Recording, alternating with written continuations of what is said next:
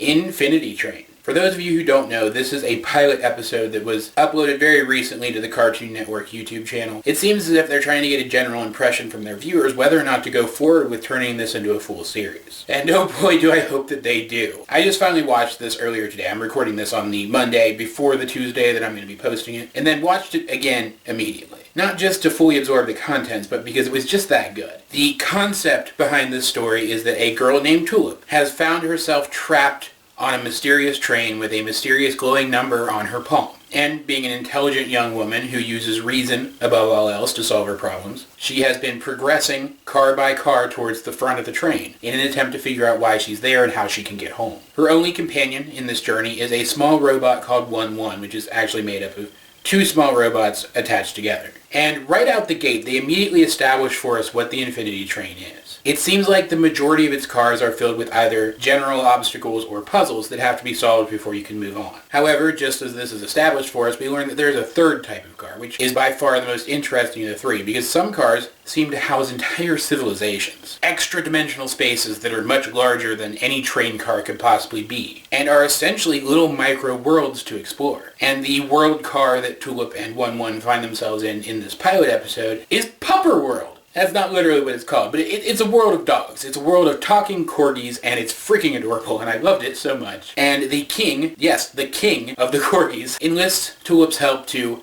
defeat some beast which has been casting its shadow over their civilization, literally. It's this big spidery shadow. Because, quite literally, the corgis aren't tall enough to walk across the 2-foot-high river that separates them from where the monster is. And they get there, and there's a little fake out where we think that it was the shadow of an actual spider being cast by a work light. But then we meet the actual antagonist of this piece, which is like some mechanical version of a creature from a Hayao Miyazaki movie. And between the way it looked and the way it moved, it was just really unsettling. And it's pretty clear right out the bat that our heroes have no chance of defeating this thing, yet somehow they manage to drive it away. It leaves the same way that it came, leaving behind its work site where it seemed to be doing some kind of repair or maintenance or, rebuilding to that part of the train. Because even though this is a much larger area, it's still just a car of the train. It's still an artificial environment. But what's most interesting here is that after driving the creature away, and we have no idea why, but the number on Tulip's hand counts down. It's the first time that this strange number has changed since she got there.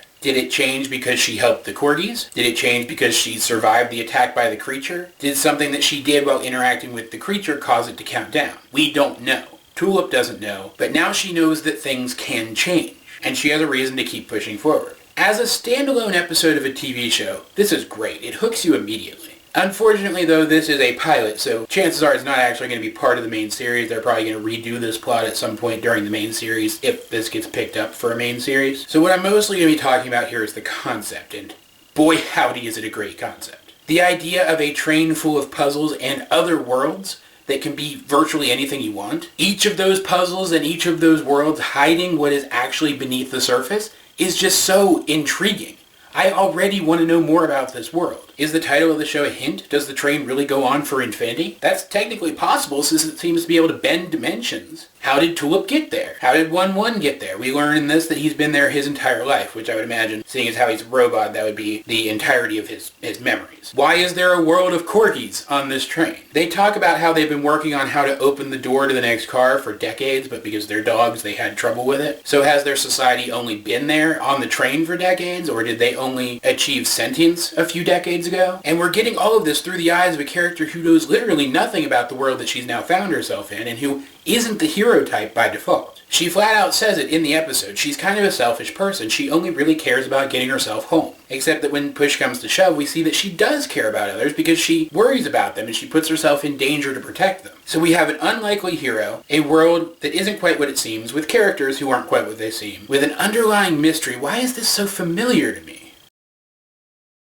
I don't want to be so audacious as to call it now, but let's back up for a moment and let's go over my reasoning here before I say what I'm going to say. I've built my channel around the show Steven Universe. I'm trying to expand. I think I'm having some moderate success with that, but my channel is built around Steven Universe, first and foremost. So I am in a very similar situation to Cartoon Network itself. Steven Universe is going to end eventually, and when it does, I will have far less to talk about on my channel, and Cartoon Network will be out a fantastic show. While I think that there are other shows on Cartoon Network right now that are written as well as Steven Universe fills a niche that no other Cartoon Network shows right now do. If Steven Universe really does end after its 5th season, I mean, we're on the 4th season right now, the way they air episodes, it's only going to be on TV for another 10 years, at which time there's going to be nothing like it on television anymore. But this show could fill that niche. I'm going to admit to being a little selfish myself in hoping that this show does get picked up, because I'd really like to talk about it some more. I think it could be a whole lot of fun, and quite frankly, it could be exactly what my channel needs. I am so excited about Infinity Train. Everything from the story to the premise to the look is exactly what I want out of a television show. Tulip may be another reluctant hero type, but she's also someone who is both impulsive and intellectual, which is something we don't see very often. And the little robot, 1-1, being a being made up of 2 halves, each half has a different personality, which is also incredibly interesting and something we don't see very much. I haven't been this excited for a new series in, I can't even remember how long. Let's all keep our fingers crossed that this show does get picked up, because having seen this pilot, I can't imagine a future where this show doesn't exist. But guys, what did you think of Infinity Train? And if you haven't seen it yet, even after hearing me talk about it, go to the link in the description. I have linked to the actual episode itself. Go and watch it, and then come back,